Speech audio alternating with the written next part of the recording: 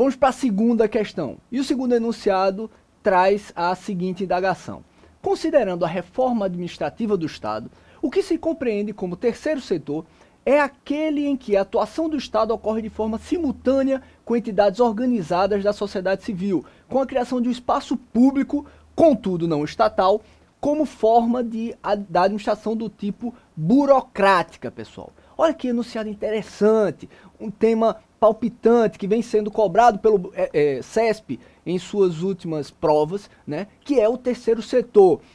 Um tema, infelizmente, não tratado de forma muito técnica por parte da doutrina, mas que tem chamado a atenção, sobretudo pela sua importância na prática. Cada vez mais as parcerias com o terceiro setor são pujantes, são mais complexas e mais plurais em na atividade estatal, e os juristas, os advogados, os pareceristas, cotidianamente se deparam com situações a serem dirimidas relacionadas justamente a essas parcerias Estado e terceiro setor. Mas percebam, o enunciado ele começa muito bem. Fala em reforma administrativa do Estado, realmente foi com a nossa reforma administrativa que nós tivemos uma mudança na concepção dessa relação e até um avanço nessa mudança, nessa concepção de relação, parceria, Estado, terceiro setor. Lembre que o terceiro setor, nós vimos isso na aula, né? Vocês viram isso também no nosso livro, meu e do professor Fernando, de Direito Administrativo, da editora Juspódio. O conceito de terceiro setor é um conceito relativamente recente, né? Que envolve um grupo da sociedade civil, não toda a sociedade civil, mas um grupo da sociedade civil que possui algumas características em sua existência, né? São grupos da sociedade civil que, além da personalidade jurídica de direito privado e a ausência de finalidade lucrativa, características que afastam esses agrupamentos tanto do primeiro setor, Estado, como do segundo setor, mercado, mas também eles possuem objetivos de interesse público, realizam atividades de interesse público, e são essas atividades de interesse público que justificam as parcerias do Estado com esse novo agrupamento da sociedade civil, denominado pela doutrina hoje de terceiro setor, para a realização dessas atividades de interesse público. Atividade que foi denominada pelos reformistas de serviços não exclusivos. Pessoal, e lembrem bem, por que serviços não exclusivos? Porque esses serviços de interesse público, repito, serviços de interesse público, não necessariamente serviços públicos, mas esses serviços de interesse público, eles não são exclusivamente prestados pelo Estado,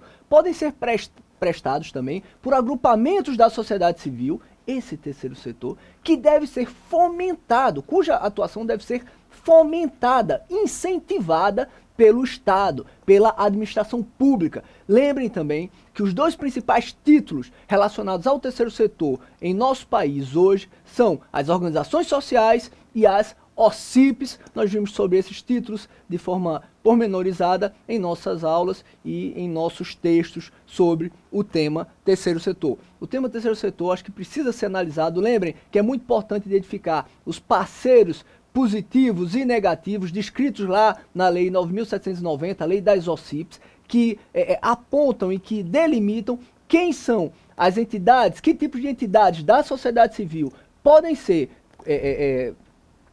caracterizadas como OCIPs, podem receber a qualificação como OCIPs, e para quais atividades elas podem receber essa qualificação como OCIP. Mas vejam bem, se esse enunciado começa muito bem, fala sobre reforma administrativa do Estado, fala que ela compreende o terceiro setor, que envolve uma atuação do Estado de forma simultânea com entidades organizadas da sociedade civil, com a criação de um espaço público, contudo não estatal.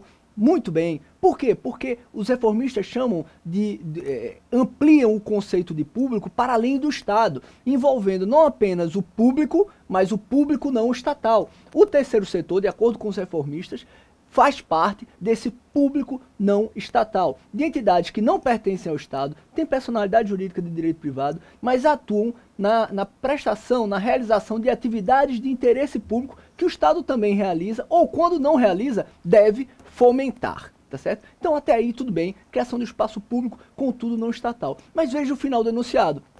Com forma de administração do tipo burocrática. Na hora de botar cereja no bolo, ele trouxe uma inverdade ao enunciado. O enunciado está errado, pessoal. E errado por quê, meus queridos e minhas queridas? Errado porque o tipo de administração, a administração burocrática, ela não está relacionada a esse conceito moderno de terceiro setor. Lembre que nós temos vários modelos de administração, a patrimonialista, dentre eles, a patrimonialista, a burocrática e a gerencial, administração gerencial ou gerencialista. É essa administração gerencial ou gerencialista que está relacionada à reforma administrativa e a essa nova concepção da reforma administrativa de relações de parceria entre Estado e terceiro setor. Então, esse final do enunciado, que trata da forma de administração do tipo burocrática, encerra um erro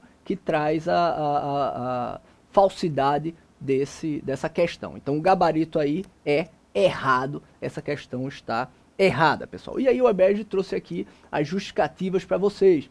O chamado terceiro setor é formado pela atuação conjunta do Estado e de parte da sociedade civil. Vejam, parte da sociedade civil. Nem toda a sociedade civil pode ou deve ser caracterizada como terceiro setor, até para evitar o rent-seeking,